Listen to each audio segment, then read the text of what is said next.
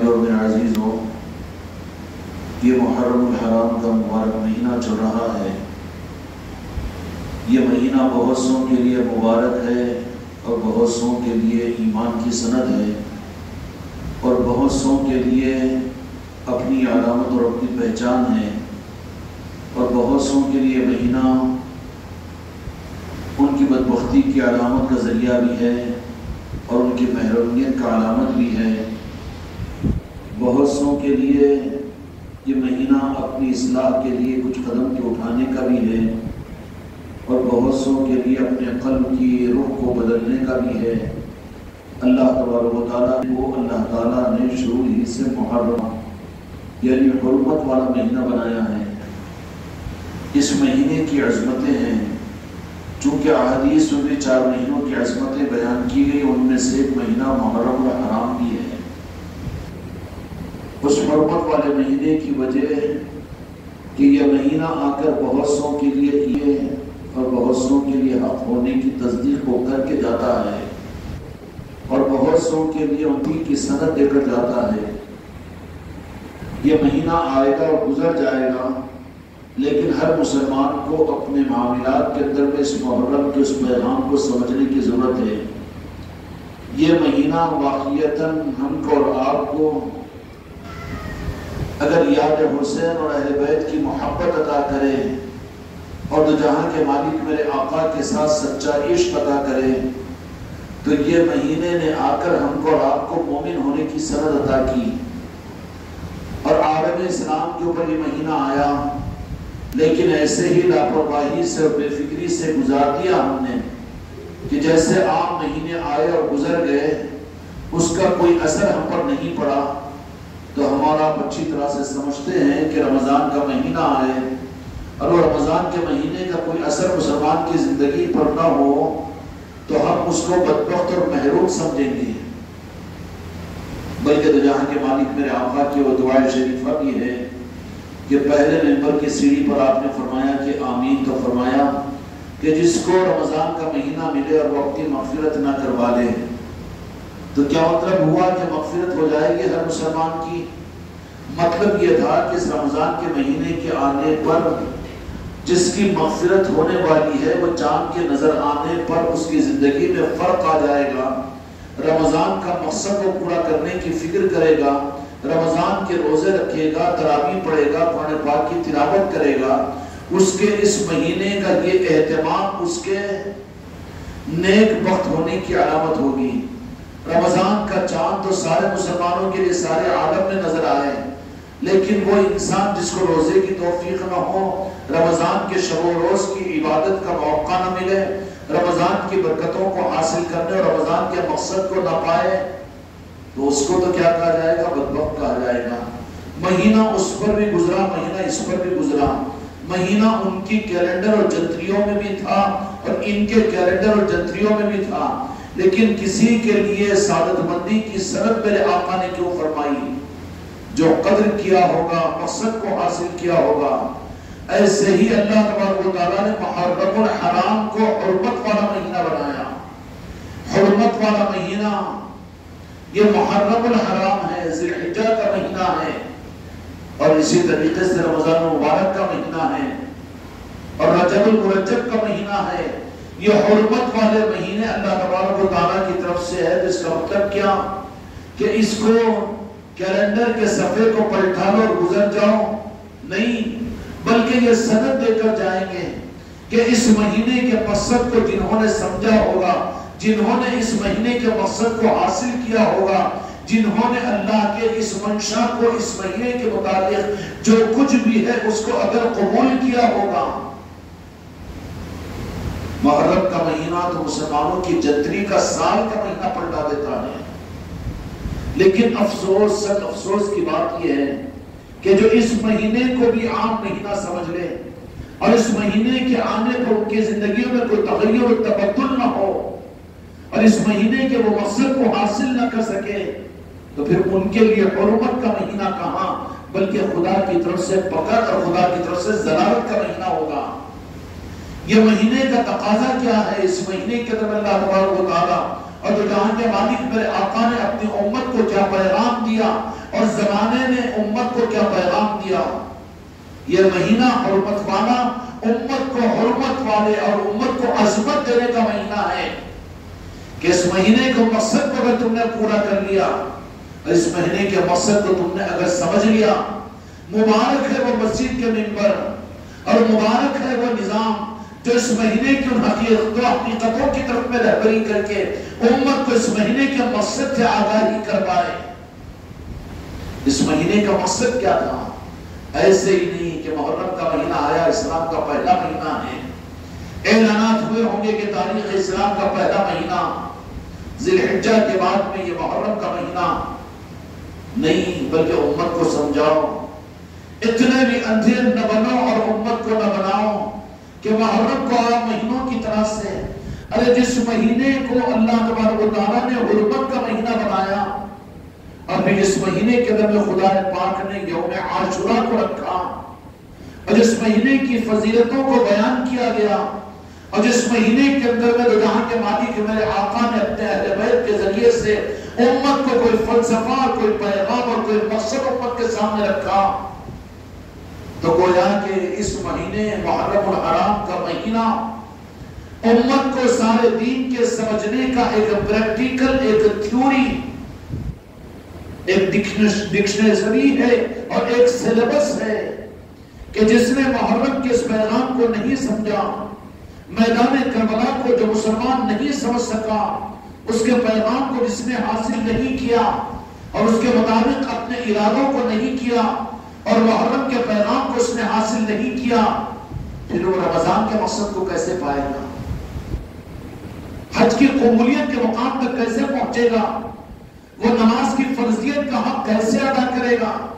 ارے کوئی تو تعلق ہے محرم حرام کو کہ جو اسلام کی تاریخ کا پہلا مہینہ قرار دیا گیا اور پھر کیوں کہ یوم عاشوراء اسی مہینے میں رکھی گئی، اور کیا وجہ ہے کہ امت مسلمہ کے لیے جبکہ نبوت کے سلسلے کو ختم کر دیا گیا، اب کوئی راز اللہ کی طرف سے کوئی نبی اور رسول نہیں آئے گا، تو پھر اس کا تکفل اور اس کی گویا کے بھرپائی کرنے کا مہینہ محرم کا مہینہ ہے. اس محرم کے مہینے کے اندر میں وہ بات اور وہ راستہ امت کو بتا دیا گیا کہ اب تمہارے لیے جیسے سابقہ میں نبیوں اور رسولوں کی ضرورت تھی، تو جہاں کے مالک میرے آقا کے تشریف لا لینے کے بعد نہ بھی کسی رسول کی ضرورت ہے، نہ نبیوں کی ضرورت ہے رہبری حاصل کرنے کے لیے. یا رسول اللہ ہم کیا کریں؟ کیا قرآن یہ کافی ہو جائے گا؟ کیونکہ خدا پاک کا قانون سابقہ میں یہ رہا کہ جہاں کتاب دیتا تھا وہیں پر صاحب کتاب نبی و رسول کو دینا تھا. اب تو قرآن پاک تو نے کتاب کو تو دے دیا اللہ تعالیٰ، اب صاحب کتاب کا ہمارے پاس میں، تو جہاں کے مالک میرے آقا کو نبی و رسول اور خاتم النبیین بنا دیا، اب پھر اس کتاب کے ساتھ میں ہماری ہدایت اور ہمارے لیے راستے کا ملنا اور ہمارے لیے اس کے ذریعے سے سبق کا حاصل کرنا، اس کا انتظام آپ نے کیا کیا؟ اس کا انتظام نہیں ہے نئی نئی تفسیریں، اس کا انتظام نہیں ہے نئی نئی مسلکیں اور جماعتیں، اور اس کا انتظام نہیں ہے کہ اسلامی حکمران، اس کا انتظام یہ نہیں ہے کہ فرقے اور جماعتیں، اس کا انتظام تو جہاں کے مالک اور رب العالمین نے محرم میں میدان کربلا کو بنا دیا کہ کربلا کو جو یاد رکھے گا اس کو حقیقی اسلام سمجھ میں آئے گا، اور جو کربلا کے پیغام کو سمجھے گا، یہ کربلا کا پیغام قیامت تک تو جہاں کے مالک میرے آقا کی امت کے لیے اصل رہبری کا پیغام ہے. یہ نبوت کے بدل میں نبیوں کی تعلیمات اور ان کی سرپرستی کا بدل ہے کہ یہ کربلا کو یاد کر لے اور پھر واقع کربلا کو یاد کر کے امام حسین علیہ السلام کے میدان کربلا کے اس پیغام کو سمجھ لے، تو یہ گویا کہ چابی ہے پورے دین کے سمجھنے کی. اب نبی اور رسولوں کی حاجت باقی نہیں رہی، اس لیے کہ اس امت میں کربلا کا واقعہ ہو چکا ہے. کیا ہو چکا ہے؟ کربلا کا واقعہ ہو چکا ہے. اور کربلا کا واقعہ کیا ہے؟ واقع کربلا کوئی ایسا نہیں ہے کہ جس کو ایک مہینہ یاد کر کے چھپا دے یا پھر ایک دن کا اہتمام کر کے بھول جائے. کربلا تو ہر مسلمان کے لیے حقیقی اسلام کے حاصل کرنے کا دروازہ ہے. جو کربلا کو اس کے کے مقصد کے ساتھ بھی یاد رکھے گا. جس قوم کے اندر میں میدان کربلا اور شہادت کربلا یاد رہی، خدا کی قسم انہی کو اصل دین اور اصل ایمان اور اصل اسلام ملا. اس لیے جتنے اولیاء ہیں یہ سارے کے سارے کربلا کو یاد رکھنے والے تھے، حسینی اور حسنی تھے. اور جتنے اولیاء کے نظام ہیں، جتنے سلاسل ہیں اور قیامت تک کے لیے ہدایت یافتہ ہے، ان کے لیے بھی قرآن پاک کا حکم یہی ہے، اہدنا الصراط المستقیم. مولا چلا ہم کو سیدھے راستے پر پہنچا، ہم کو ہماری منزل پر. تو صراط الذین انعمت علیہم، یہاں پر انعام یافتہ بندوں کی رہبری اور ان کے پیچھے چلنا اور ان کو اپنا آئیڈیل اور اپنا رہبر ماننا. جب یہ قرآن پاک نے کہہ دیا تو کوئی نئی اور طریقے کی کیا ضرورت ہے؟ کربلا کو بلایا تو امت فتنوں میں مبتلا ہوئی، اور کربلا یاد نہیں رہی تو امت کو جماعتوں اور مسلکوں کی ضرورت باقی رہی اور پڑی. کربلا سے ان کا رخ کٹ گیا تو پھر امت کے لیے یہ اپنے دین کے معاملات کے اندر میں رہبری کے لیے دوسروں کے بھکاری بنے.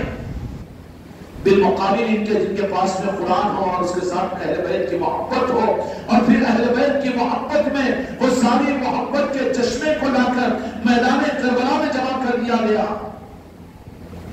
شہادت سید امام حسین علیہ السلام اور کربلا، کیا یہ کہ اتفاقی چیز ہے؟ کیا آگے بڑھ رہے تھے، روک دیا گیا، یزیدیوں نے آ کر وہاں پر امام حسین علیہ السلام اور 72 کو شہید کر دیا اور وہاں پر یہ معاملہ ہو گیا، ختم ہو گیا؟ یہ نہیں ہے، بلکہ حقیقت کے ساتھ میں قیامت تک کے لیے امت کا انتظام ہے کہ تمہاری رہبری کے لیے تم کسی کے محتاج نہیں بنو گے. اس لیے کہ دنیا کے معاملات میں بھکاری اگر دنیا کے بن جاؤ تو خدا کو ناگوار ہوگا، لیکن خدا نہیں چاہتا کہ دین کے معاملات میں بھی تم کسی دوسرے اوروں کے بھکاری بنو. تم کبھی عیسائیوں کے در پر جا کر خیرات مانگو، کبھی یہودیوں کے پاس میں جاؤ، کبھی مجوسیوں کے پاس میں جاؤ، کبھی نجاشیوں کے پاس میں جاؤ، اور جا کر تم اپنے دین کو سمجھنے کے لیے ان سے رہبری حاصل کرو. بالکل نہیں، بلکہ امت کو دین کے سمجھنے کے لیے اگر کوئی انتظام اللہ کی طرف سے، اس کے محبوب کی طرف سے ہوا ہے تو وہ سن 61 ہجری کے اندر میں میدان کربلا تھا کہ دین کو، سارا دین سمجھنے کے لیے سب سے بہترین تفسیر اور سب سے بہترین اسوا اور سب سے بہترین نمونہ اور سب سے بہترین کل دین کے سمجھنے کا نظام میدان کربلا ہے. میدان کربلا کے جہاں پر بھی ایمان ملے گا تو پیور ملے گا، رسالت بھی ملے گی تو پیور ملے گی، امامت بھی ملے گی تو پیور ملے گی، اور قیامت تک کے لیے چشمے ملیں گے اور حقیقی ہدایت کے چشمے ملیں گے تو خدا کی قسم کربلا ہی کے اندر سے ملیں گے. کربلا ایسی نہیں ہے کہ خانقاہ محمد اجمیری نصرتی والے بھی مہینہ بھر اپنے گھروں میں مجلس رکھ کر بھول جائے، یا خانقاہ کے اندر میں اہتمام کر لیا اور اس کے بعد میں اس کے معاملے کو ختم کر دے. یہ کربلا کا حق نہیں ہے کہ اتنے چھوٹے کام کے لیے کہ امت صرف ہماری شہادتوں کو یاد کر کے نواح خوانی کرے، ماتم کرے، سینہ کوبی کرے اور روئے اور پلائے اور دھوئے بھول جائے. اس کے لیے اہل بیت اطہار کے ان نوجوانوں کی 72 کی شہادتیں وہاں پر ہوئی. 18 یا 20 تو خاندان نبوت کے فرزندانان توحید اور میرے مصطفیٰ کی آلت ہے، ان کی شہادتیں، اور 72 کے میدان کربلا میں شہادت. اور اس کو ہم یہ سمجھ رہے کہ اتفاقی واقعہ تھا، یہ تو بیچاروں کی ان کی نادانی ہے، ان کی گمراہیت کی بات ہے، تو یاد کرنا بھی ان کے لیے مشکل ہے، اور ان کی مسجدوں کے اندر اس کے تذکرے نہیں ہیں، ان کا معاملہ تو چھوڑ دو. لیکن مسئلہ تو یہ ہے کہ تمہارا اور میرا، کہ تم کو یہاں کے ماحول میں یا کہ حسین کی محفلیں ملی اور یہاں پر سارا نظام ہوا، اور تم اپنے گھروں پر بھی یا کہ حسین کی محفلیں کروا رہے ہو اور کر رہے ہو. کیا ایک مہینے کے لیے ہے؟ کیا اتنی چھوٹی ضرورت کے لیے اتنی بڑی قربانی دی گئی کہ یہی مکمل پیغام ہے کربلا کا کہ تھوڑا آنسو بہا دیے جائے، کالے کپڑے پہن دیے جائے اور کلی کالی پٹیاں باندھ دی جائے اور سینہ کو بھی کر لی جائے، آنکھوں سے پلایا اور موہا خانی کر لی جائے؟ یہ پیغام کربلا کا نہیں ہے. وہ تو پہچان ہے، جو پہچان ہے کہ یہ کیسے ہوگا کہ محرم الحرام کے مہینے کے اندر میں کوئی آدمی اپنی خوشیوں کو ظاہر کرے اور مسکرائے، اور کیسا ہوگا کہ اس مہینے کی کربلا کی یاد کے زمانے اس مہینے کے اندر میں آدمی وہاں پر خوشیوں کا اہتمام کرے۔ یہ نہیں ہوگا، یہ تو ان کے ذاتی تعلق کی بات ہوگی، لیکن یہ بھی یہیں پر اس پر ختم نہیں ہوگا کہ چلو محرم الحرام کا مہینہ ختم ہو گیا، تذکرے کربلا ہی ختم، اہل بیت کے تذکرے ہی ختم، مولا حسین علیہ السلام کے تذکرے ہی ختم۔ نہیں، ہم بھی پھر مقصد کو حاصل نہیں کیے۔ مقصد کیا ہے کربلا کا؟ اتنی بڑی شہادتیں تاریخ اسلام کے اندر میں، اتنے عظمت والوں کی اور اتنا شدت کے ساتھ میں کربلا کا واقعہ کیا اسی لیے کروایا گیا؟ کچھ تو مقام ہے، امت کے لیے کچھ تو انتظام ہے۔ انتظام یہ ہے کہ قرآن کے ساتھ اہل بیت کو نکاح کے مالک میرے آقا نے فرمایا کہ میں تمہارے درمیان میں دو چیزوں کو چھوڑ کر جا رہا ہوں، ایک تو قرآن مجید اور دوسرے اہل بیت، ان کے ساتھ کی محبت۔ محبت کا چشمہ کربلا کے بغیر کسی کو نہیں ملے گا۔ جو کربلا کو بھلا دے وہ دین کے اصل عنوان کو، اصل پیغام کو بھلا دیا۔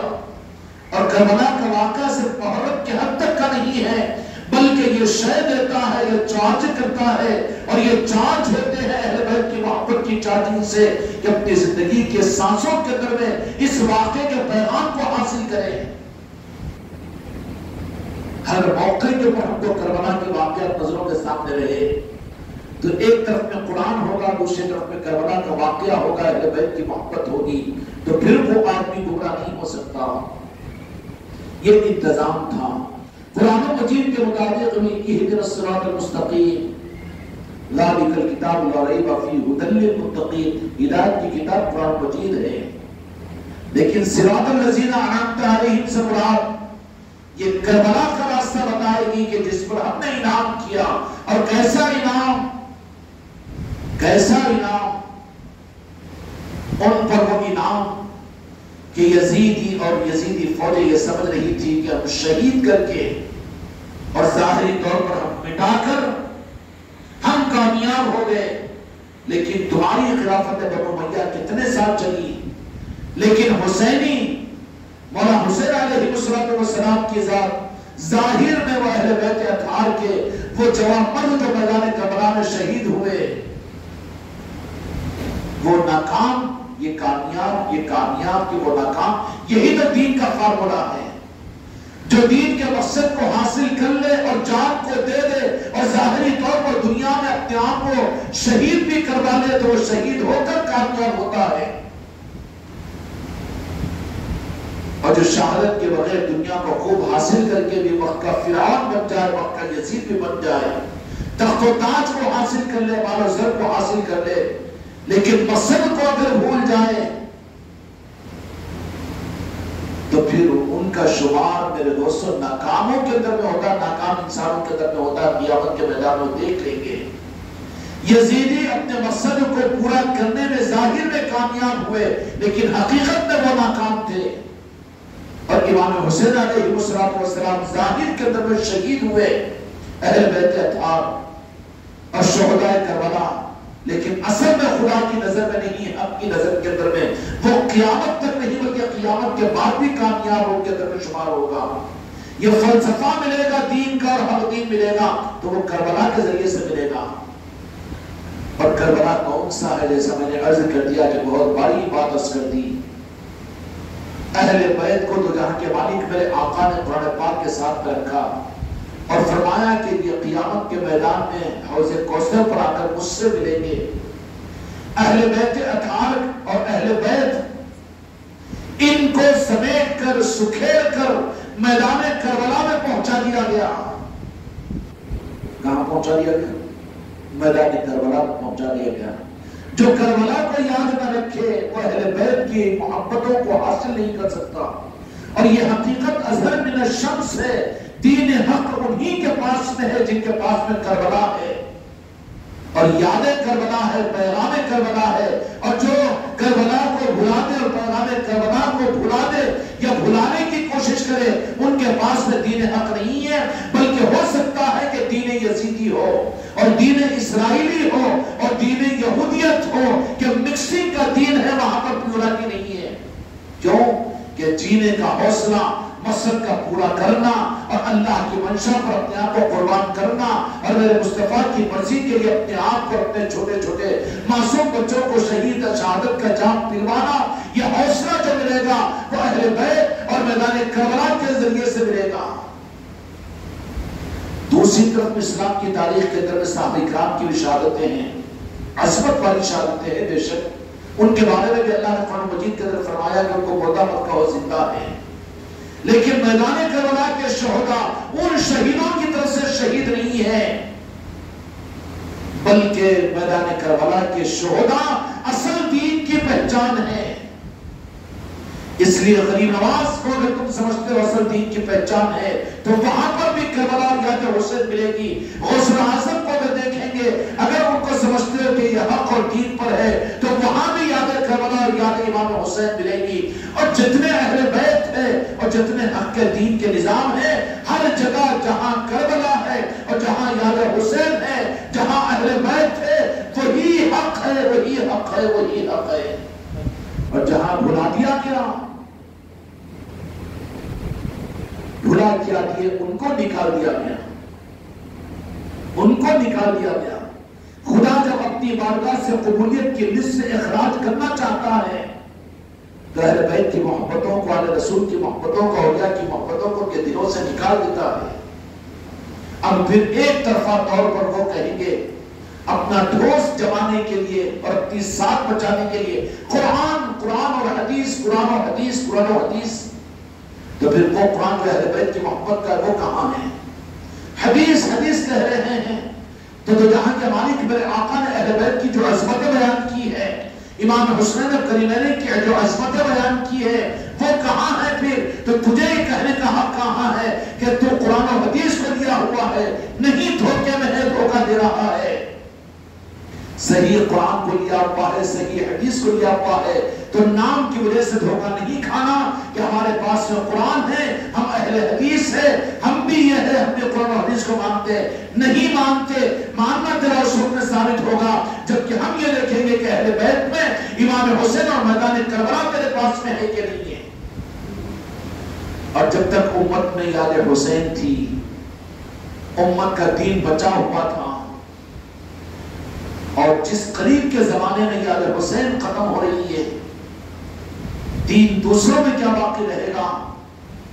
بلکہ دین تو مسجدوں سے رخصت ہو رہا ہے، زندگیوں سے رخصت ہو رہا ہے، گھروں سے رخصت ہو رہا ہے۔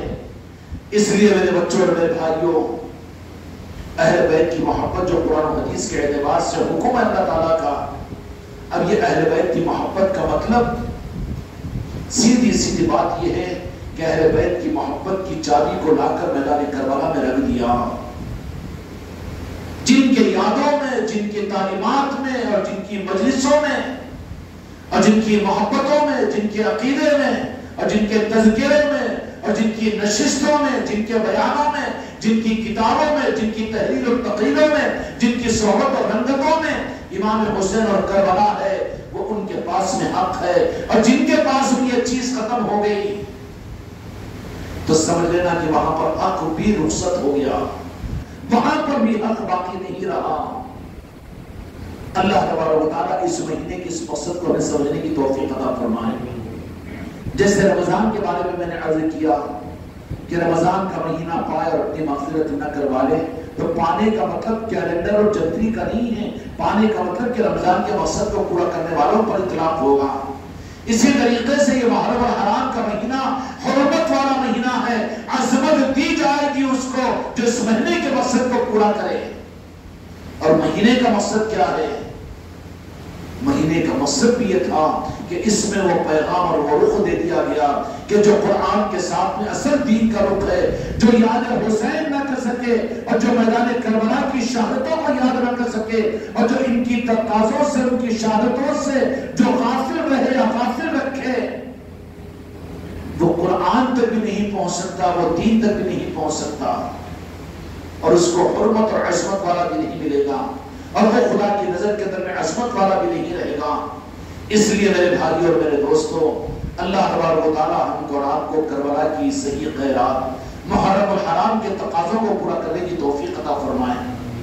امت کی ضرورت ہے، ورنہ خانقاہ میں یہاں پر مرکزی مجلس کافی تھی، لیکن چونکہ مسئلہ یہیں پر ختم نہیں تھا، بلکہ ہر کلمہ پڑھنے والا ہر امتی کو امت کا تو چھوڑ دیجئے، لیکن ہمارے ہر مرید کے لیے ضروری تھا۔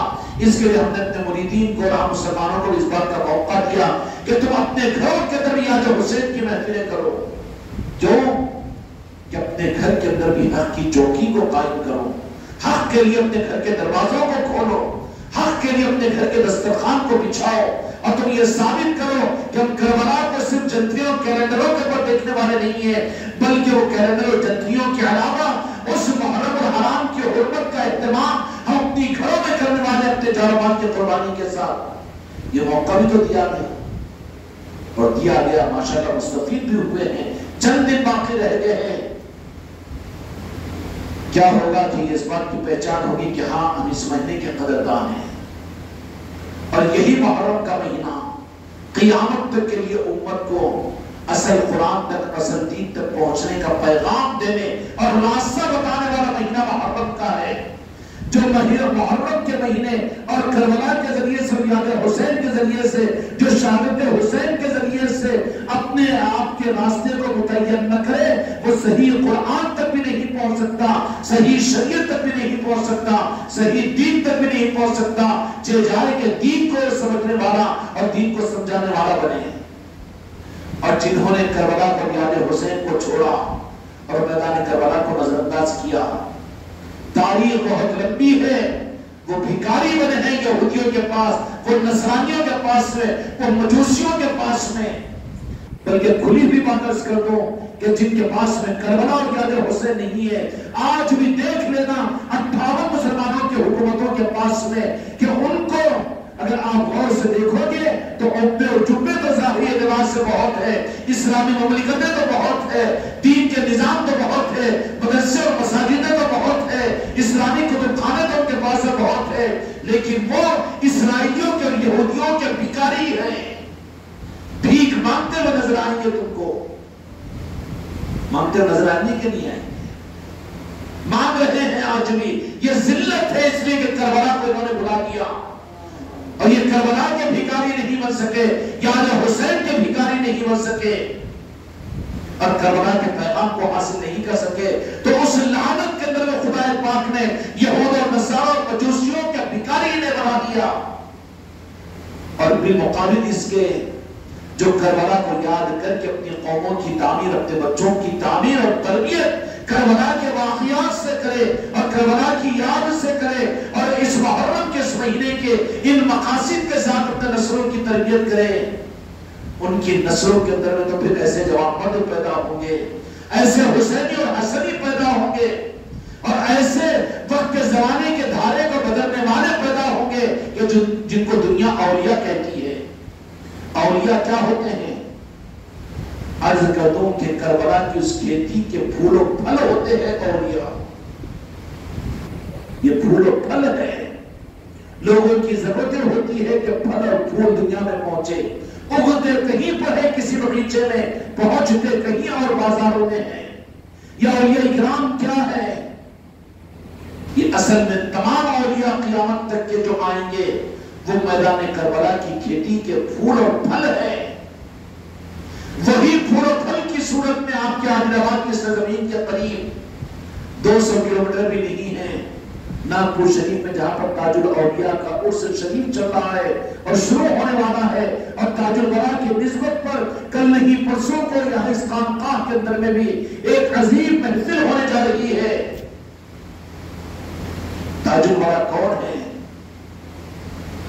یہ تاج الاولیاء۔ توہین کے لیے نہیں کہہ رہا ہوں، یہ نہیں کہنا کہ مدرسے کے فارغ عالم و حافظ اور مفتی ہے، یہ نہیں کہنا کہ ظاہر یہ لباس سے اولیاء کے گھر کے اندر میں پیدا ہوئے، یہ نہیں کہنا کہ بغداد شریف میں مدینہ پاک کے اندر میں یہ پیدا ہوئے، نہیں، یہ تاج الورا وہ ہے کہ جو ناگپور کے اندر میں شہنشاہ افت و اقلیم بنے ہوتے ہیں اور اللہ تبارک و تعالیٰ نے مقام اور عظمتیں ان کو عطا فرمائی. عجیب رنگ ہے تاج الورا کا، تاج الاولیاء کا. اپنے تو کیا بلکہ غیروں کے دلوں پر سکہ اگر ہے وہ تو وہ ذات ہے کہ اور اولیاء کے مسلمانوں میں عقیدتیں اور عظمتوں کو لیے ہوئے ہیں، لیکن تاج الاولیاء کو تو جہاں کے مالک میرے آقا اور مولا علی نے غیروں کی گردن پر بٹھا کر غیروں کو اپنا متبع بنایا ہوا ہے. سمجھ میں آئی؟ یہ شان ہے تاج الاولیاء کی. اس چوکھٹ کے اللہ تعالیٰ میرے بچوں کو صحیح قدر ڈالنے کی توفیق عطا فرمائے، وہ خیرات عطا فرمائے. بہت اچھا ہے، میرے بچے کی اجازت لے کر جا رہے ہیں تاج الاولیاء کی چوکھٹ پر. محروم مت ہوئیے، جائیے، جا کر حاضری دے کر آ جانا کہ ان کی بارگاہ میں عرس کے موقع کے اوپر پہنچو تو ہر آنے والوں پر نظر ڈال کر خیرات ضرور دیتے ہیں. عادل آباد سے جانے والے پاس تو پیدل بھی ہے، پیدل بھی جاتے ہیں یہاں سے. ہیلے بہانے مت کرو کہ ہمارے پاس پیسے نہیں ہے، گاڑی نہیں ہے، ٹرین نہیں ہے، بس نہیں ہے، ہم کیسے جانا؟ بیمار ہو گئے تو کیسے جاتے ہو؟ کہیں کی دعوت آگے سالے اور چھٹی اور چلے کی تو کیسے نکل کر چل جاتے ہو؟ کیسے پیسے انتظام ہوتے ہو؟ جائیے ضرور ان اولیاء کرام کے پاس میں، کوئی مسئلہ نہیں ہے. صبح چلے جاؤ، شام میں واپس آ جا سکتے ہیں، لیکن حاضری دو چوکھٹ کے اوپر کہ عجیب شان ہے. اب یہ نہیں کہ چلو 1000 برس پہلے کے بزرگ ہے، 1500 برس پہلے کے بزرگ ہے، وہ بات بھی نہیں، بلکہ اس گلستان کے اس گل کو ایسے کھلایا گیا کہ 103 سالہ عرس ہے آپ کا تاج الاولیاء کا. اسی صدی کے ہیں وہ کہ جس صدی میں تم ہم پیدا ہوئے، اور کس شان اور کس عظمت کہ اتنا زیادہ عظمت، اتنا زیادہ مقام کیسے ملا کہ کسی مسلک و جماعت نے ان کو دیا، کہ کوئی مدرسے نے، کوئی مسلمانوں کی قوموں نے ہماری عظمت ادا کی.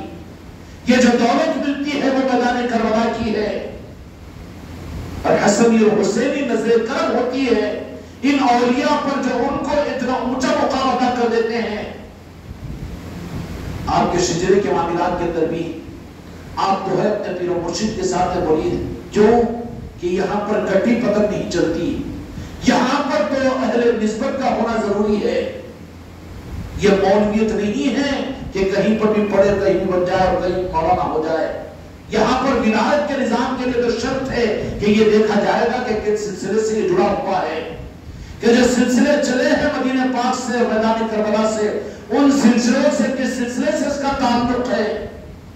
کیوں کہ ولی وہ ہو ہی نہیں سکتا جس کا رجسٹریشن مولا علی کی چوکھٹ سے نہ ہو.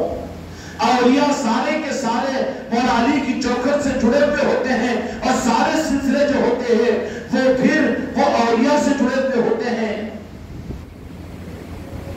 اور جو اس کو برداشت نہ کرے، کوئی دنیا کے اندر میں ایسا آوارہ آپ کو ڈاکٹر ملے گا کہ جو اسکول کی نرسری میں داخلہ ہی نہ لیا ہو، کسی ٹیچر کے سامنے پڑھائی ہی نہ ہو، اور دنیا کا سب سے بڑا وہ ڈاکٹر بن جائے؟ ملے گا ہی نہیں. جو بنے ہیں وہ اس بات کی پہچان ہوگی کہ وہ آئے ہیں راستے سے آنے والوں کو وَمَتَّهُ إِلَيْهِ الْوَسِيلَةُ، اس کو ولایت کا ذوق مل ہی نہیں سکتا جو نسبت سے جڑا ہوا نہ ہو. اور جن کو نسبتیں ابھی تک حاصل نہیں ہوئی ان کے لیے سیدھا طریقہ یہ ہے کہ ان بزرگوں کی چوکھٹ پر جا کر اپنے ماتھے کو ٹیک کر بھیک مانگو کہ سرکار میں ایسا گمراہ، میں ایسا یزیدی اور ایسا گمراہ تیری نظر میں کہ اللہ جو ہو کہ مجھے بھی تو کوئی سہارا عطا فرما. باپ کے دلوں میں اپنے بیٹیوں کی نکاح کی فکر ہوگی، اور کسی کے دلوں کے اندر میں اپنے پوترا پاتری کی فکر ہوگی، لیکن اس سے زیادہ اپنے بارے میں یا اولیاء کے پاس جا کر سر پٹک کر مانگ کہ یا اولیاء یا تاج الاولیاء یا رجل شبری، مجھے بھی میری سہولت کے لیے اور میرے سہارے کے لیے کوئی نہ کوئی پیر کامل مجھے عطا کرے. اس لیے کہ نسبت کے بغیر گھر خالی رہتا ہے، نسبت کے بغیر ہوتا ہی نہیں ہے. یہاں پر یہ نہیں کہا جا سکتا کہ میں خان صاحب تھا، میں پٹھان تھا، اور میں شیخ تھا، اور میں علماء کا پوترا تھا، اور میں پروفیسر تھا، میں لائبریری کا مالک تھا. یا نہیں چلتا. یہاں پر تو غلامی چلتی ہے، غلام کے لیے آقا کا غلام بننا پڑتا ہے. یہاں کا نظام ہی ہے، اس کے بغیر ولایت کے نظام میں وہ قبول ہی نہیں ہو سکتا. کو پیر مریدی کی کیا ضرورت ہے؟ ہم تو قرآن و حدیث کو ماننے والے ہیں. کہاں مان رہا ہے؟ دھوکہ کھا رہا ہے، تیرا وقت تجھے دھوکہ دے دیا. مانتا کہ وہی قرآن تجھے پیر کامل کی طرف تک پہنچاتا. نہیں پہنچ پانا تو اس کا مطلب یہ ہے کہ تیرے لیے اوپر سے آسمانوں کا فیصلہ نہیں ہوا قبولیت کا. اگر ہو جاتا اب وہ فیصلہ کروانے کے راستہ یہ ہے کہ وہ اولیاء کے پاس جا کر ان کے پاس بھیک مانگے. اپنی پسند کا پیر مت ڈھونڈو، دھوکہ کھا لیں گے، دھوکہ ہو جائے گا. کیوں کہ وہ رسوخ نہیں، وہ سچی طلب نہیں، اور وہ اپنے بارے میں ہم کو اعتماد نہیں. ہم تو ایسے پیر کو ڈھونڈیں گے کہ جو دنیا کے گلگلے ترائے، ایسے ڈھونڈیں گے جلدی جلدی کاما بنائے، گلابی جامن گٹ گٹ نگلائے. ایسے پیر کو ڈھونڈیں گے، تعویذ دیتے ہی کام ہو جاتا ہے، وہ کرتے ہی آن لائن. یہ تو ایسا ڈھونڈے گا. یہ ان اولیاء کے پاس میں جا کر وہاں پر یہ درخواست کرو کہ آپ کے نمائندوں میں سے جو آپ کے حق تک پہنچنے کے لیے، جو اس زمانے کے اندر آپ کو نمائندہ ہو، اس تک ہم کو پہنچائیے. تو پھر یقیناً وہ اولیاء اکرام ان کی طرف سے تم کو جہاں پہنچا دیا جائے، چاہے وہ راستہ چلتے کا عام مسلمان کیوں نہ ہو.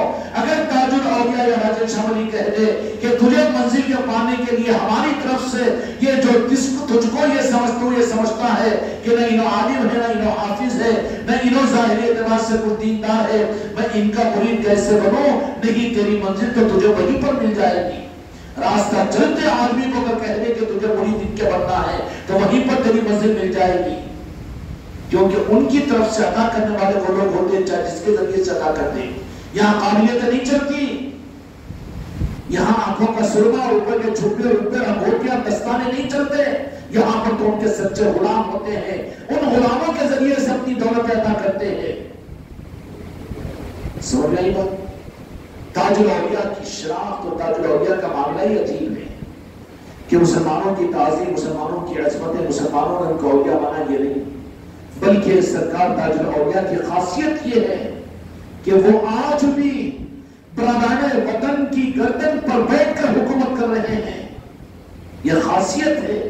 آپ چلے جائیں تو پتہ یہ چلے گا کہ اس کے موقع کے اوپر تو پورا ناگپور شہر، ناگپور شریف مخبہ نور بنا ہوا ہوگا، اور اپنوں سے زیادہ وہاں کے وہ لوگ جن کو تم گری ہوئی نگاہوں سے دشمن اسلام کہتے ہو.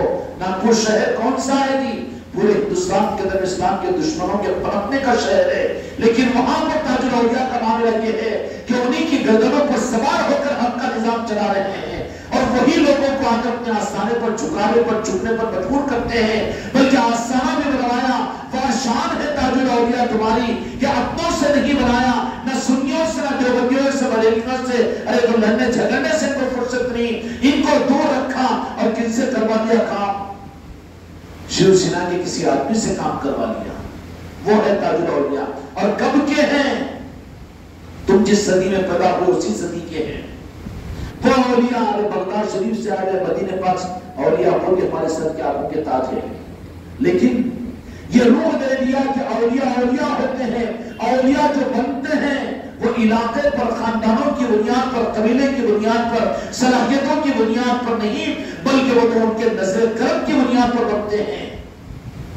چنانچہ تاج الاولیاء کے مطابق ایک ان کے ساتھ رہنے والے صاحب نے آپ کا سجدہ شریف اپنی طرف سے نقل کیا، اور نقل کر کے کہ فلاں فلاں فلاں. زیادہ ہی سو جاتی ہے، اس لیے اللہ والوں کے سامنے اپنی صلاحیتوں کو زیادہ علامنا نہیں چاہیے. وہاں صلاحیت نہیں چلتی بلکہ صلاحیت پلٹ جاتی ہے ان کے اوپر. تو انہوں نے آپ کے سلسلے کو جب نقل کیا تو بڑی آسانی کے ساتھ جملہ کہا تاج الاولیاء نے کہ ہم تو امام جعفر صادق علیہ السلام کی اولاد میں امام نقی اور امام تقی کی آل میں ہماری نسبت ہے. سلسلہ وہاں سے ہے ہمارا. تو سلسلہ وہاں سے پیدا ہوئے ناگپور کے قریب کون سا مقام ہے وہ؟ کاوٹی کے اندر میں ملازمتیں ادھر کی، اور پھر کہاں کہاں ملازمتیں نہیں کی، خاندان بھی یہی کا. لیکن جب نظر پڑتی ہے تاج الاولیاء کے اوپر تو پھر اپنا بنا کر ان کو کتنا آگے بڑھایا اور کتنا ان کو دنیا کے سامنے ان کے نظام کو کھولا اور کھلوایا.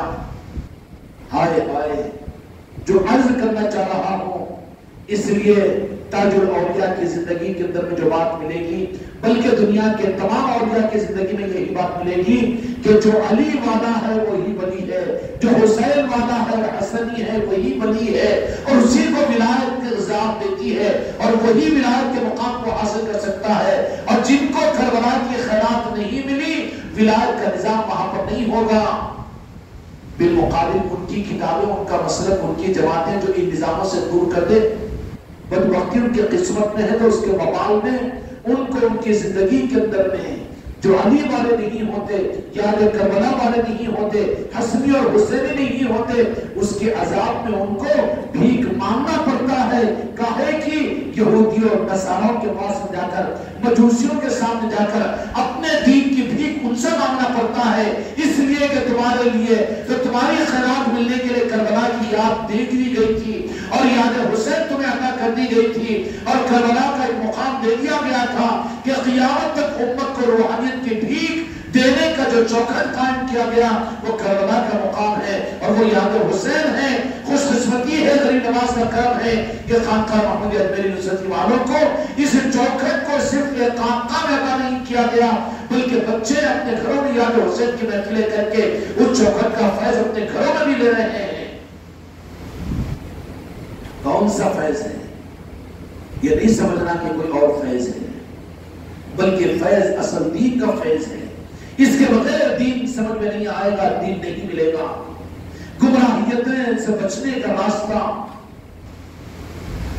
جو در آل علی کا بھکاری بن جائے، جو در خواجہ کا بھکاری بن جائے، جو در غوث اعظم کا بھکاری بن جائے، بلکہ یہ کہ جو یاد کربلا کرنے والا ہو، یاد حسین اور جتن پاک کرنے والا ہو، اس کو کسی کے سامنے بھکاری بننے اور ہاتھ پھیلانے کا موقع نہیں دیں گے۔ وہ لوگ کہیں گے کہ تجھے ضرورت نہیں ہے، تو ہمارا بھکاری ہے، دنیا بھی اور عقبہ بھی علم کے بغیر بھی تجھے وہ رخ دے دیں گے کہ تجھے تیرے لیے کافی ہو جائے گا، تیری نسلوں کے لیے کافی ہو جائے گا۔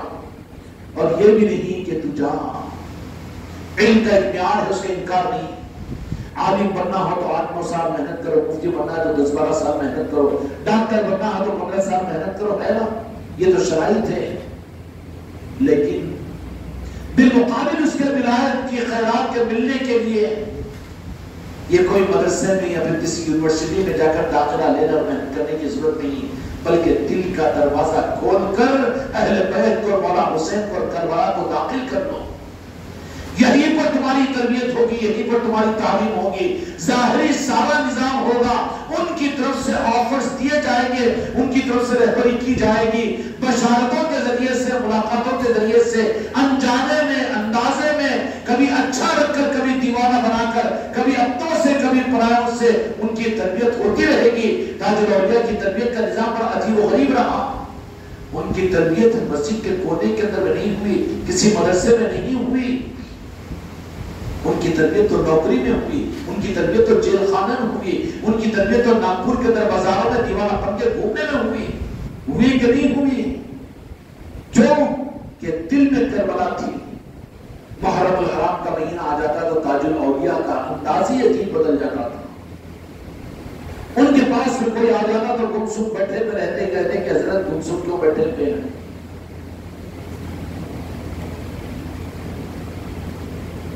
تو کہتے کہ یہ مہینہ گمسم رہنے کا ہی تو ہے۔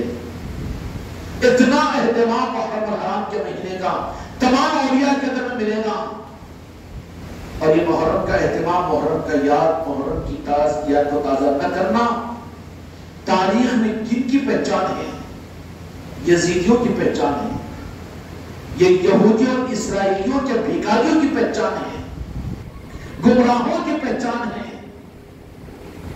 اللہ تبارک و تعالیٰ تم کو اور مجھ کو کربلا کی اس خیرات کے حاصل کرنے والوں میں تمہارا شمار فرمائے، اور اس در کے بھیکاریوں میں تمہارا میرا شمار فرمائے، اور تمہاری میری نسلوں کے لیے ہم دعا کریں کہ کربلا ان کی زندگیوں میں قائم رہے، ان کے رگوں میں خون اگر ہو تو یاد کربلا کا ہو، امام حسین و کریمین کا ہو۔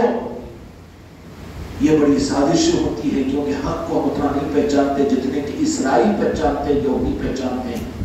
ان چیزوں کو ختم کرنے کے لیے تمہارے خاندانوں میں ابھی تک تو حسین نام کے مل جائیں گے، قاسم نام کے مل جائیں گے، علی نام کے لوگ مل جائیں گے، ہے نا جب تک باقی. لیکن اب تمہارے بیٹے، تمہارے پوترا اور پاتری، تمہارے نواسے اور نواسی، سمجھنے کی ضرورت ہے کہ نہیں؟ دادا سے تو نام نہیں پوچھیں گے، کسی پیر صاحب سے پوچھنا تو دور کی بات ہے. کس سے پوچھیں گے؟ وہ مفتی ٹی وی سے پوچھیں گے. ٹی وی پہ دیکھو، نیٹ پہ مفتی نیٹ کو دیکھیں گے، اس سے نکالو نام. آج تمہارے خاندانوں سے اہل بیت کے نام تک نکل جا رہے ہیں، تمہاری پہچان تو ختم ہو رہی ہے. یہود و نصارہ کے تو بھیکاری بنا رہے اپنی اولادوں کو. ان ناموں کی برکتوں سے تمہارے خاندان تک محروم رہ رہے ہو، اور وہ زمانہ ابھی ہمارے ہاتھ میں ہے. اس ٹرننگ پوائنٹ کے وقت کے اوپر غریب نواز کا کرم ہے، مولا علی کا کرم ہے کہ انہوں نے خانقاہ محمدی کا ایک نظام ادا کر دیا. کیوں؟ کہ اپنے ایمان کی حقیقتوں کو بچانے کے لیے اس نظام کے معاملے کو سمجھنے والے ہم بنے. تمہارے خاندانوں سے تو شناخت ختم ہوگی. تمہارے گھروں کے اندر نہیں، خاندان کے ناموں میں دیکھ لو کتنے اہل بیت کے نام ہیں، کتنے صحابہ کے نام ہیں.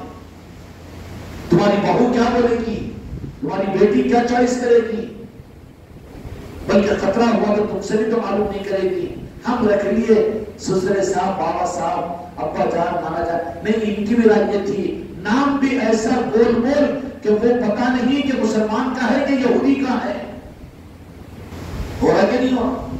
یہ کیوں؟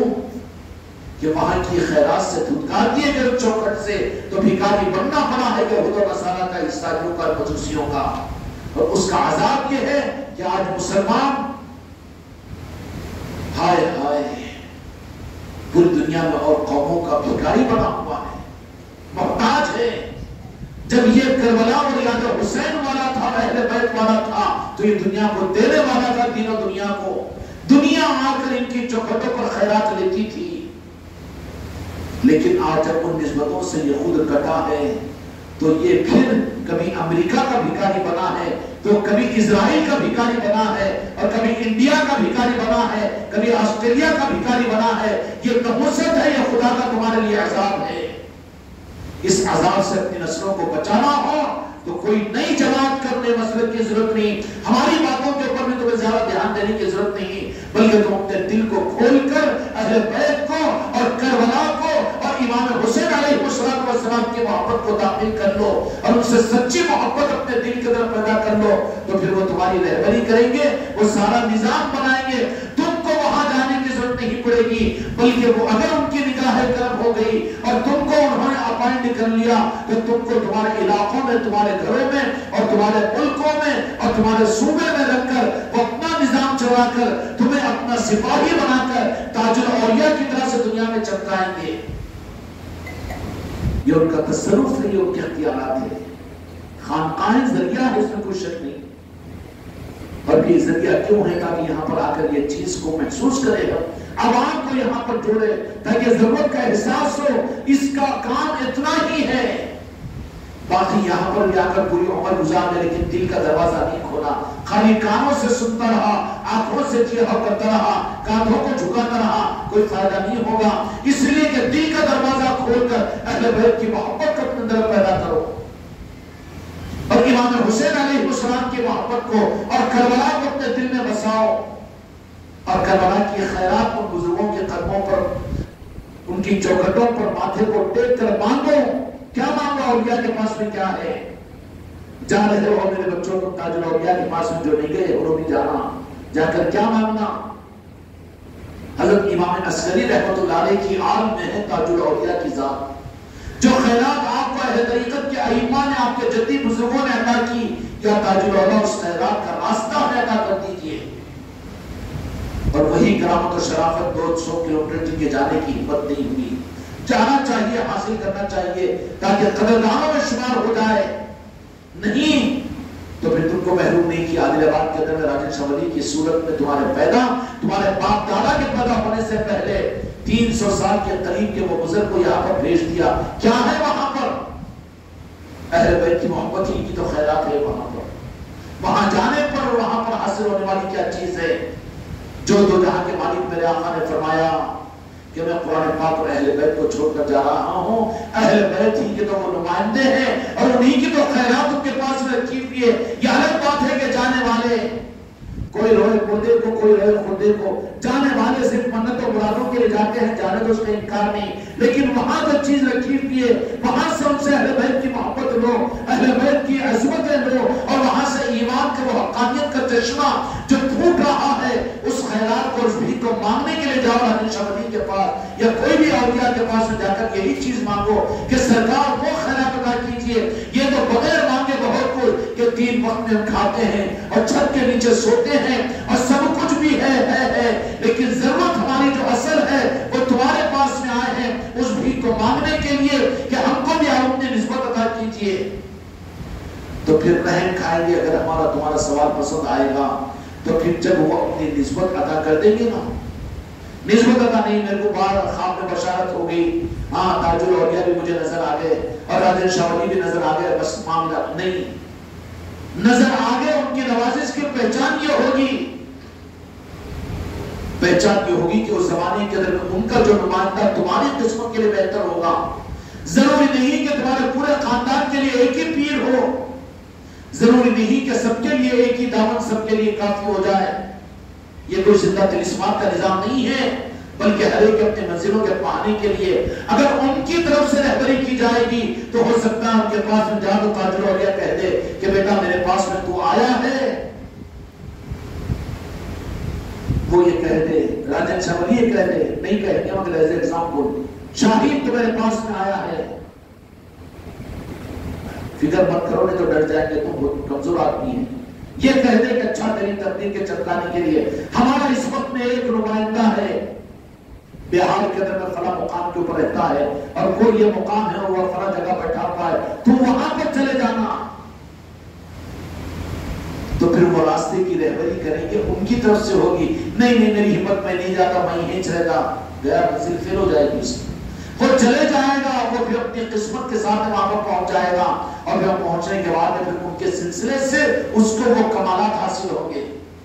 اس میں گمراہیت یہ ہے کہ پیر بنا کے تو اپنی پسند کا بناتے ہیں، وہاں بھی تو رب کی پسند کو نہیں لیتے، اولیاء کی پسند کو نہیں لیتے، بلکہ وہاں پر شادی کرتے تو اپنی پسند کی بچی کو کرنا چاہتے ہیں، خاندان ڈھونڈتے تو اپنے پسند کے، اور کرانے دکان پہ مغل مسور کی دال لیتے، کپڑے لیتے اور اپنی پسند کے لیتے ہو. اور پیر بنانے کے معاملات کے اندر میں اپنی پسند یہاں نہیں چلتی، وہاں چلا لو. یہاں پر تو اولیاء اکرام کی پسند کو لاؤ درمیان میں کہ تم جن کو چاہو گے ہم ان سے وابستہ ہو کر ان کے دست فیض سے ہم فیض کو حاصل کریں گے. وہاں دھوکہ نہیں کھا لینا، نہیں مجھے راجن شاہ ولی کی اجازت ہوگی اب مجھے بیعت کرنے کی ضرورت نہیں. وہ اولیاء جن کو فیض دینا چاہتے ہیں ان کو ان کے زمانے کا ان کا جو سپاہی ہوتا ہے اس کی رہبری کرتے ہیں کہ تو فلاں جگہ چلے جا، اس لیے کہ جو پردہ ہو چکے ہیں، نماز جنازہ جنازے کی نماز پڑھی جاتی ہے تو مردے کی جناز پڑھائیں گے کیا؟ وہ مردے نہیں ہے، زندہ ہے اولیاء اکرام، لیکن قانون کے اعتبار سے فیض تو اس کو یہ ملنا ہے. تو کیا کہیں گے اس زمانے کے اندر جو ان کا سپاہی ہوگا اس کی رہبری کریں گے وہ کہ فلاں جگہ چلے جا، ہمارا نور تجھے وہاں پر ملے گا، وہاں بھیجیں گے، وہاں پر وہ چلے جائے گا. تو پھر وہ جب چلے جائے گا تو اس کو وہاں پر اصلی فیض ملے گا. اب یہاں پر چوک کیا ہو جائے کہ اپنے پسند کے پیر کو اچھا بیان کرنے والا، اچھلنے کودنے والا، آن لائن کام ہونے والا ہے، انہیں بول دیا تو یہ کام ہو گیا، بس کرامت اور شرافت اور پھر چورم دے کر چاپ کے اور نگل کے. پیری مریدی اس کا نام نہیں ہے، پیری مریدی تو اپنے دل کو حوالے کرنے کا نام ہے. کوئی اگر مرید بن جائے اس کے بعد ایک سانس جو اپنی مرضی سے لینے کا حق نہیں ہے اس کو. وہ تو مریدی کہاں بنا بھی، اصلی مریدی نہیں بنا. وہ مرید بننے کے بعد پھر رخصت کا کوئی سوال نہیں. پیری مریدی تو کچھ اور ہوتی ہے، ایک سانس بھی اپنی مرضی سے وہ نہیں لے سکتا. کہہ دے گا کہ سرکار میں تو مرید بن چکا ہوں، اب میں کہاں جاؤں، کدھر جاؤں، کہاں جاؤں دنیا میں، اب میں تو آپ کا بن چکا ہوں، آپ کا غلام، آپ کا سمرت میرا مراد نہیں ہے. اصل پیری مریدی کی بات کر رہا ہوں. اب وہاں پر اپنی مرضی، اپنی طبیعت اور اپنا علم، اپنا مشاہدہ جو کرے گا بازو کر دیں گے اس کو چل. چلتا رہے ہم تجھے نہیں چلائیں گے، چلتا رہے بازو برکت کھا لے، برکت لے لے ٹھیک ہے، مگر اس راہ کے اندر تجھے آگے نہیں بڑھائیں گے۔ کیوں کہ یہاں پر تو پیور لوگوں کو چلایا جاتا ہے، جو مریدی نہیں بن سکا اپنے مزاج سے چلنے کے لیے، یا بلکہ پیر کو اپنے مزاج پر چلانے کے لیے، حضرت یہ کام بنا دو میرا، حضرت یہ کام ہو جانا چاہیے میرا، حضرت یہ ہو جانا چاہیے، تو نے مرید ہے کہ تو اس کا مرید ہے؟ یہ کون سی کھلواڑ کی پیری مریدی ہے؟ یا پھر مرید کے جیب پر نظر ہے، اس کے ہدیے نذرانوں کے اوپر انہیں کھلانے والا، انہیں پلانے والا، یہ کون سا ہی پیری مریدی کا نظام ہے؟ اگر واقعیت وہ مرید بن گیا تو اس کا مطلب یہ ہے کہ سرکار میری زندگی کی ایک سانس، میری آل اولاد، میرا جان و مال، یہ سب کچھ تو آپ کے حوالے ہے۔ مرید کے بننے کے بعد بھی کسی مرید کو گنجائش نہیں ہے کہ وہ اپنی مرضی سے زندگی گزارے یا کسی اور کی رعایت کرے۔ جب ایسے بنتے ہیں تو پھر ان کو وہ فیض ملتا ہے کہ پھر وہ پیر کی مرضی ہو جائے کہ تو گھوڑے پر بیٹھ جائے، تو خانقاہ میں بیٹھنے کے بجائے گھوڑے پر بیٹھ کر وہ ولایت کو پا لیتا ہے، مندر کے دروازے پر بیٹھ کر ولایت کو پا لیتا ہے۔ وہ جہاں بٹھا دے پیر وہیں پر اس کی منزلیں پوری ہو جاتی ہے۔ یہ پوری مریدی اور فیضان کا نظام ہے۔ اللہ تبارک و تعالیٰ کی اس حق کو سمجھنے کی توفیق عطا فرمائے۔ کل نہیں پرسوں کو انشاءاللہ یہاں پر تاج الاولیاء سرکار کی نسبت کی محفل ہوگی، اور اس محفل کے اندر آپ حضرات شرکت فرمائیں، اپنے دوست احباب اور بچوں کے ساتھ میں تشریف لائیں سرکار تاج الاولیاء کی نسبتوں پر۔ ابھی سے اپنے محلوں کے اندر محنتیں کیجیے، دعوت دیجیے۔ کائی کی دعوت کہ تاج الاولیاء کا لنگر لٹ رہا ہے، آپ بھی لنگر سے فارغ ہوئیں گے۔ ابھی تک آپ لوگ مجلسوں میں بلاتے رہے، لیکن اب لنگروں پہ بلاؤ۔ کیا میں نخار تمہارے ہوٹل کے نوکروں کو بلا سکتے ہو؟ دو تین، یا نہیں میں اکیلا وہ بھی دیر سے آ جاتا ہوں؟ نہیں، لے کر آؤ۔ کس نے روکا تم کو؟ کیا میاں غوث آٹو میں دو چار آدمی کو بٹھا کے لے کر آؤ۔ ہاں، چاہے برادروں میں مطلب ہو کہ کوئی بھی ہو، جو آ رہے ہو تاج الاولیاء کی محفل میں۔ سرکار تاج الاولیاء کا فیضان سارے انسانوں کے لیے ہے، ہر انسان کو وہ نظر عنایت عطا فرماتے ہیں۔ اس کے لیے منگل کے دن جو محفل ہونے جا رہی ہے، اس محفل کے اندر میں ہر آدمی، ہر مرید اپنی طرف سے 5-10 آدمیوں کو لے کر پہنچے یہاں پر۔ لنگر کے نام پر کہ شام کا کھانا تاج الاولیاء کا لنگر ہوگا، وہ لنگر ہم بھی کھائیں گے، تم بھی کھاؤ۔ کیا مثال ہے؟ ہمارے وہاں کی گیس کے ہوتے ہیں نا کمپنی کے بچے، ان کو بلاؤ، مجلس کے نام پر نہیں بلکہ لنگر کے نام پر، کھانے کے نام پر بلاؤ، ٹھیک ہے؟ اس لیے کہ نظر مل جائے گی تاج الاولیاء کی۔ انشاءاللہ منگل کے دن محفل ہوگی، آپ بھی اپنے بیوی بچوں، اپنے خاندان رشتہ داروں کے ساتھ میں آئیے۔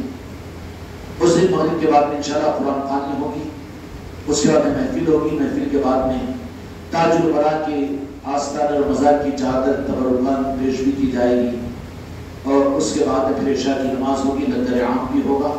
اس لیے اس محفل کا جو جتنا فکر کرے گا، اب سے لے کر محفل کے ہونے تک تاج الورا کے نسبتوں کی محفل کی فکر کیجئے، لوگوں کو دعوت دیجئے، بلائیے، کریں گے انشاءاللہ۔ اللہ تعالیٰ اس کی بھرپور توفیق عطا فرمائے، اور اولیاء کی نگاہ کرم کی خیرات ہم کو اور آپ کو عطا فرمائے۔